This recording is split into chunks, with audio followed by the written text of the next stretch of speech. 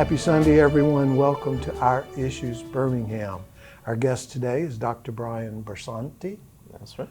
Nice Italian boy. That's right. I love that. Same with you. That is my heritage. We share that in common. He Yes, is sir. the director of the Southern Museum of Flight, which many people probably drive by quite often on their way to and from the airport and see these planes sitting out in a grassy area and wonder, well, why are those planes parked there? Well, we're going to find out today why they're there.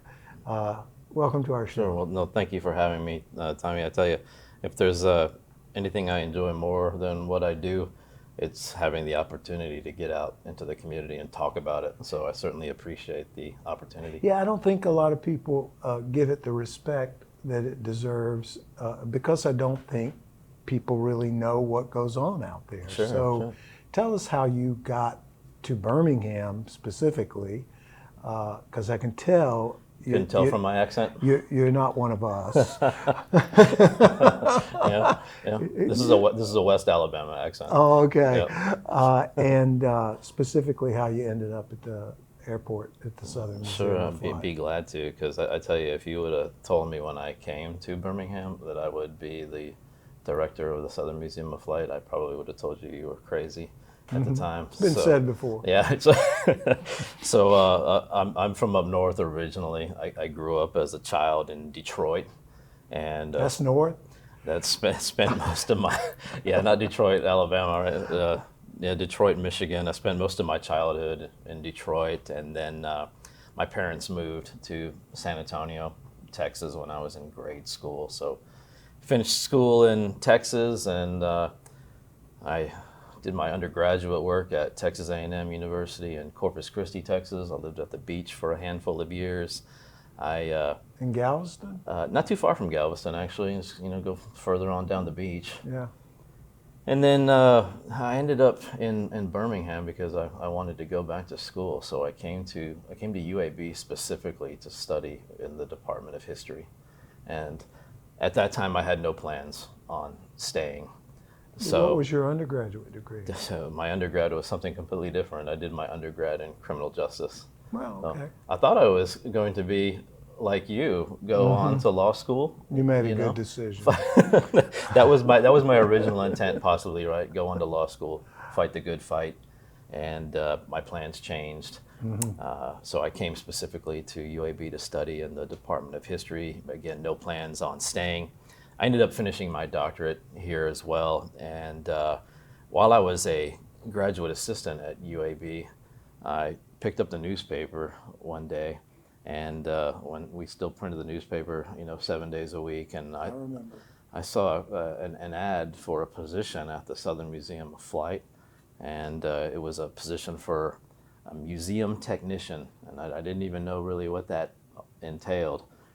So I threw my hat in the ring. The rest is history. I've done a little bit of everything at the museum, everything from educational programming and tours to aircraft restoration to selling items in the gift shop and running the museum and everything in between.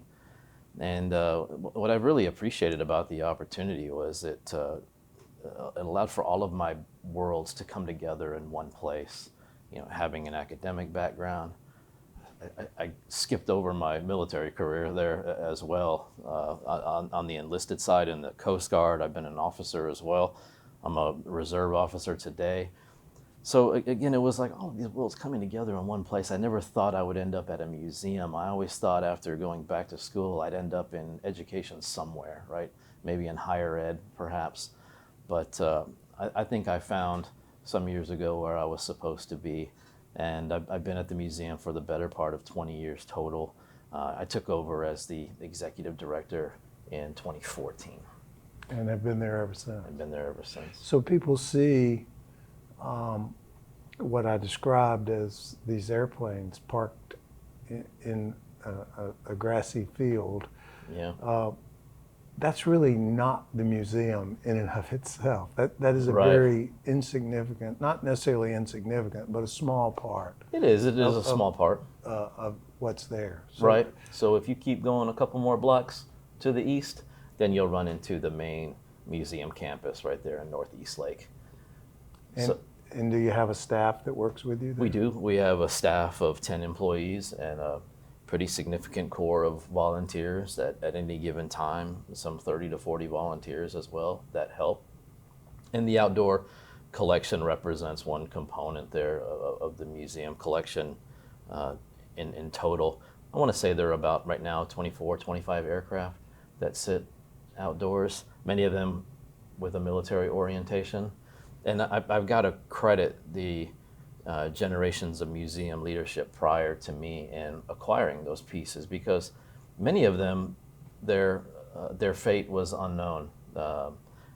Some of them perhaps could have been scrapped, so they were essentially saved from being scrapped and turned into scrap metal. Mm-hmm. The hope was that one day, perhaps too, that they could be even more accessible and placed perhaps in other areas of prominence. And that's part of what I wanted to talk to you about today too. Well, I've been invited to one social event in my long decades of, I'm a Birmingham boy, so I grew up here, and I'm embarrassed to say that I've never been beyond that one event. So I apologize, but I would like to see what's going on behind the closed doors there. Well, sure. We'll consider this an open invite to drop by and see me for a tour. We'll talk with more specificity about how one goes about doing that when we come back from break. So stick with me for just a second. You got it. This is Our Issues Birmingham. We're going to take a short break, and we'll be right back to talk some more about the Southern Museum of Flight.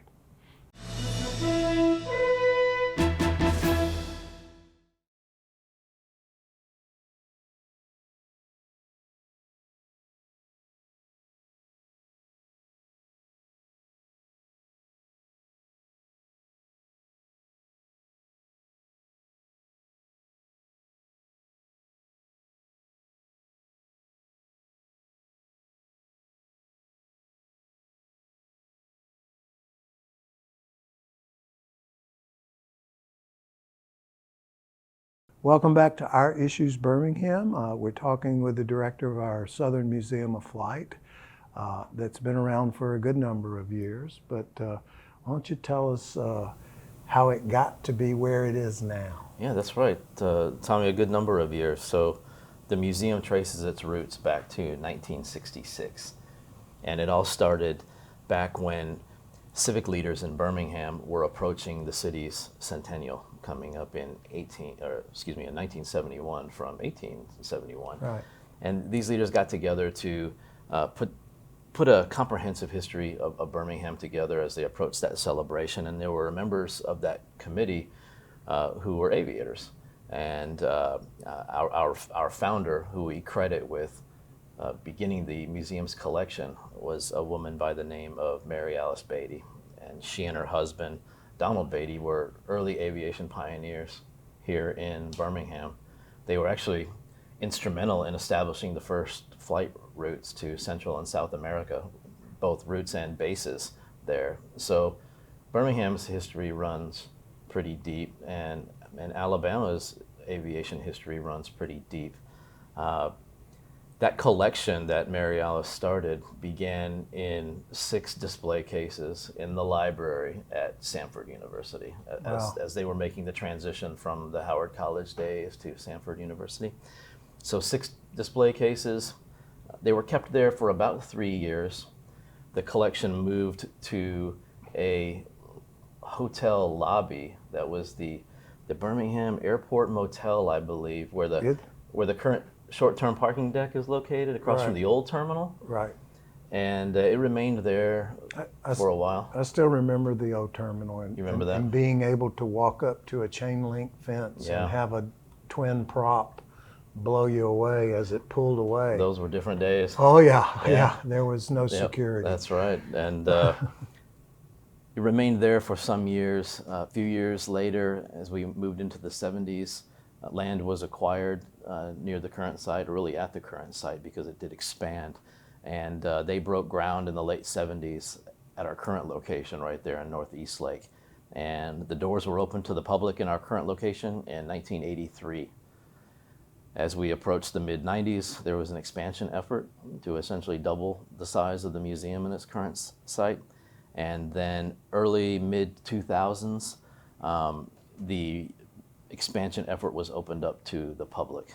So we're looking at about 50,000 square feet of space right now. The collection has grown from those 5-6 display cases at Sanford to 107 aircraft in the collection now. So 107 aircraft, countless artifacts and additional smaller items and whatnot. And the offerings have also grown as well over the years.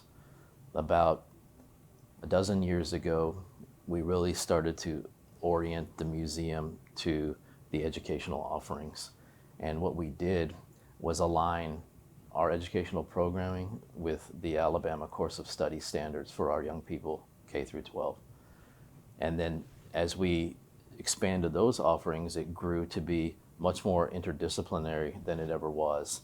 So obviously history, built right into it, hitting those social studies, course of study standards, science, the physical sciences, mathematics. We dove into the arts with English curricula, reading, the whole 9 yards. So our offerings over the years have become much more diverse. There's a flight simulator in there, isn't there? Flight simulators. We have an FAA testing center in there as well for our friends who need to take their various tests for certification. Our maintenance technicians, our pilots, our drone pilots. It's very popular right now. Drone Yes, sir, with all of the drone activity. Yeah. High demand for drone pilots and just about every industry out there. I mean, everybody is using them across the board. So that's helped in the expansion of our offerings. And then right prior to the early pandemic mitigation, we had engaged in a feasibility study. And a component of that feasibility study that we tested was the potential to offer workforce development programming within the aviation realm that we really saw as an opportunity to once again expand our already existing educational offerings. We were already doing that. Workforce development was going to fall under the education umbrella. It tested very positively. So if somebody wants to work in the field of aviation, a place to start would be your facility? That's correct. So starting this fall, we'll begin the first of our workforce development program offerings with the initial courses that lead to certification as an airframe and power plant technician. Wow. What we would commonly call in the common vernacular an aircraft mechanic. Mm-hmm. And maintenance technician. So this is a very marketable skill in our industry. It's a marketable credential, and it allows for that young person who receives that credential to be marketable globally to locally. Mm-hmm. So anywhere around the world, throughout the country, throughout the state, and opportunities for that young person to stay here locally as well. There's a huge demand for our maintenance technicians. That's where we're incubating our workforce development offerings within that realm. That's where we saw early on that we could help fill a gap. Well, there was a time when I won't call myself an aviator, but I did learn to fly. Yeah. And I've talked to Eric about it, our general manager. I got scared one day, and I was about 30 years old, and I put the plane down and taxied over to the old hangar and got in my car and said, I don't need to do this anymore. That was it, huh? No, I did not. I did not. There was a tornado that had touched down somewhere. Weather. Do y'all study weather over there? Oh, yeah. I think most aviators have to be an amateur meteorologist at best. Well, my feeling is if you don't fly a lot, you're more likely to die up there. Sure. Because of what's going on. I am curious, and we have to take a break, but we'll come back and talk about it when we come back from break. I'm concerned about funding. Absolutely. And how it gets funded. Sure. So we're going to take a short break. Don't go away. Don't leave me. You got it. We'll be right back. This is Our Issues Birmingham.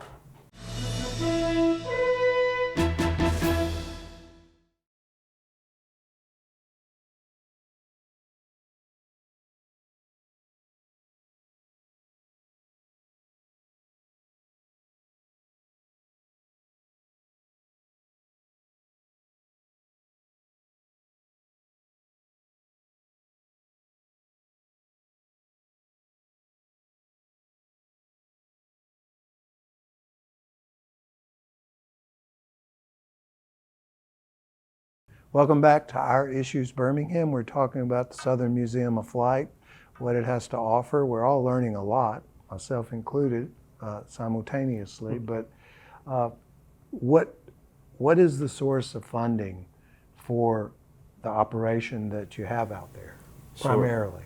Sure. So much like a number of other cultural arts institutions and resources throughout the community and throughout the country, really, the museum operates as a public-private partnership with the city of Birmingham. So we have a Southern Museum of Flight Foundation that is a 501c3 nonprofit organization. But we also exist as the Southern Museum of Flight, which is a department of the city of Birmingham. So like many of our other cultural arts partners in town, some of the other museums, they operate in much the same way. We are a department within the city, but we're a relatively small department. You have a large departments at the city like police and the fire and rescue service and public works. Those are quite large. We're just a little bit more on the smaller side. Do you offer, as I understand, is an entrance fee to get in, and people can have parties there? They can can take tours. You have tour guides. What are those like? Yeah. Can I get in one of those planes? You can. There's a couple of places where you can break the rules and get into the aircraft and get a feel of the controls. Yeah. I don't want to break any rules. No, and you mentioned admission, and I gotta say that compared to other offerings out there, it's a relatively cheap ticket. So for $5. Across the board, flat rate admission, $5 admission for everybody. Children 3 and under are free, and our military and families are free as well. Are there guides? So we do have guides available, yes. So folks can go actually to our website and schedule a guided tour. So you can take, or you can do the self-guided tour. And what is the website? So the website is southernmuseumoflight.org. Okay. Yeah, southernmuseumoflight.org. You can submit a request. You mentioned events. Sure, people have their birthday parties, their weddings, receptions, rehearsal dinners. It's a great venue with all of the diverse offerings. Catering. It gives you such a unique venue space for your respective event. Tom, if you want to have your staff out for a training or a workshop. My staff of one. You consider us.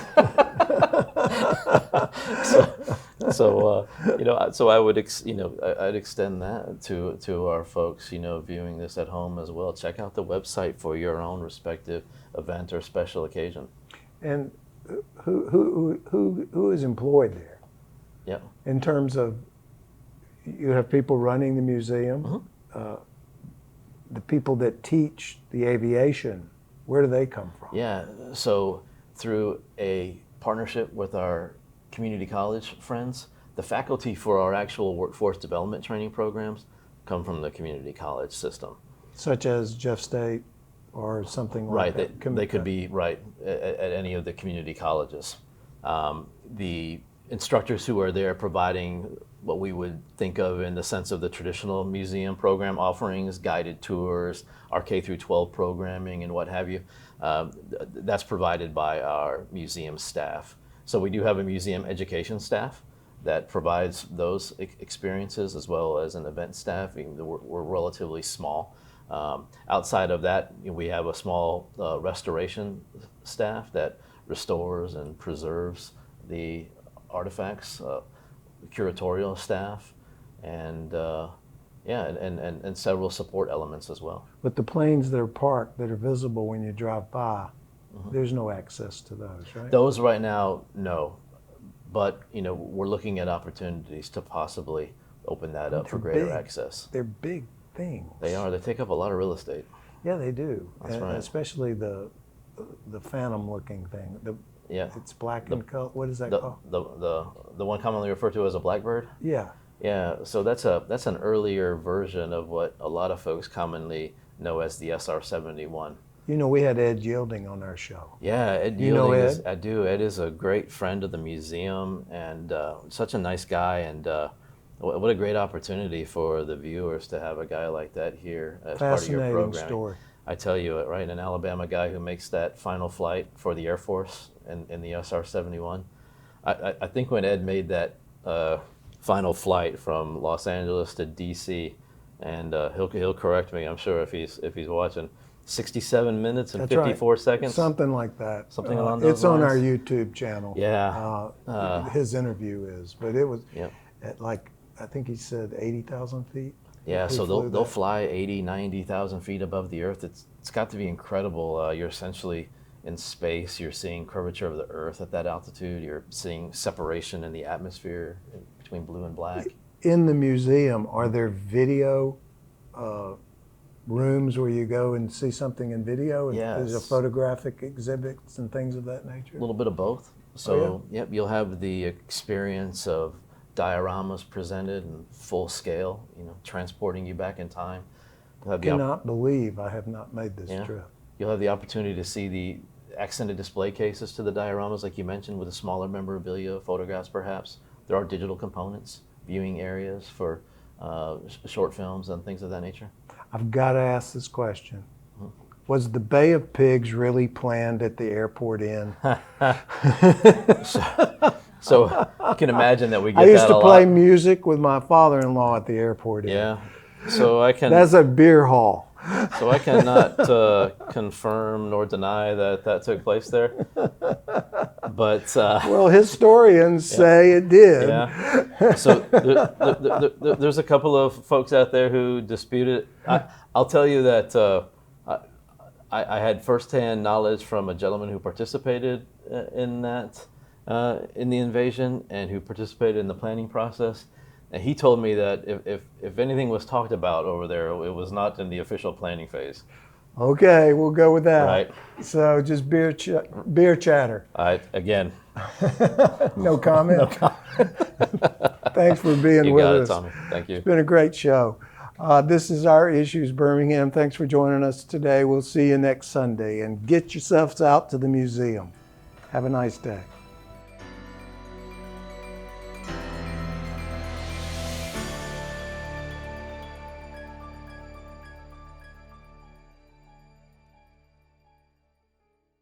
I am blind, but I need not see.